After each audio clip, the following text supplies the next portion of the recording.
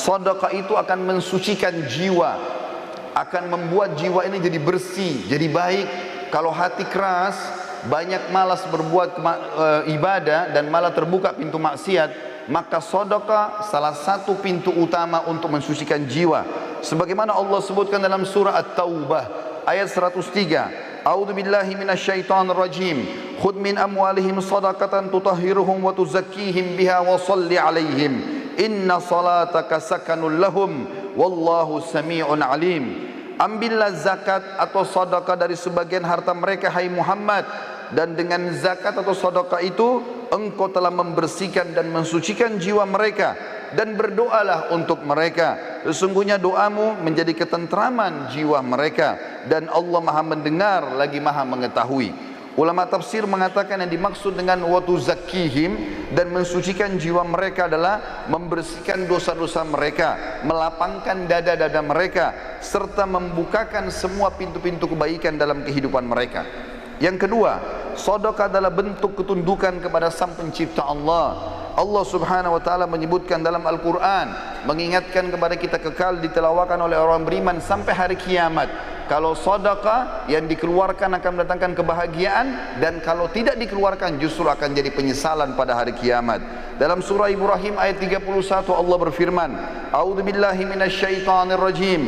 Qul li ibadiyalladzina amanu yuqimus salata wa yunfiqu mimma razaqnahum sirran wa alaniyatan min qabli an ya'tiya yaumun la bay'un fihi wala khilal. Al-ayah. Katakanlah kepada hamba-hambaku, hai Muhammad yang telah beriman, hendaklah mereka mendirikan solat dan menafkahkan sebagian rezeki yang kami berikan kepada mereka, baik secara sembunyi-sembunyi atau terang-terangan, sebelum datang hari kiamat, di mana pada hari itu tidak ada lagi jual beli dan tidak ada lagi persahabatan. Juga dalam surah Al-Baqarah ayat 254 Allah berfirman, A'udzu billahi minasyaitonir rajim. Ya ayyuhalladzina amanu anfiqu mimma razaqnakum min qabli an ya'tiya yaumun la bay'un fihi wala khullatun wala syafa'ah wal kafiruna humudz zalimun. Hai orang-orang yang beriman, yang sudah merasa memiliki iman kepada Allah, Allah memanggil kita semua. Belanjakanlah di jalan Allah sebagian dari rezeki yang telah kami berikan kepada kalian sebelum datang hari yang mana pada hari itu tidak ada lagi jual beli, tidak ada lagi pertolongan, dan orang-orang kafir adalah orang-orang yang zalim. Yang ketiga, seorang mukmin akan terlindungi pada hari kiamat dengan sedekahnya. Dikatakan dalam sebuah hadis dari Uqbah bin Amir radhiyallahu anhu, beliau berkata, saya mendengarkan Rasulullah SAW bersabda, kullu imri'in fi dhilli sadaqatihi hatta yufsala bainan nas atau qala hatta yuhkama bainan nas.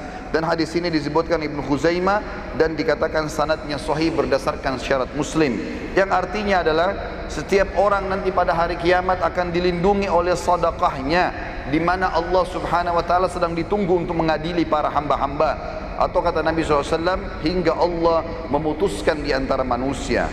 Abul Khair, salah satu perawi hadis ini, setelah membaca dan menghafalnya, maka dia dikatakan oleh para orang di sekitarnya tidak pernah lewat satu hari pun kecuali dia langsung bersedekah, walaupun hanya dengan sepotong kue atau sebutir bawang saja.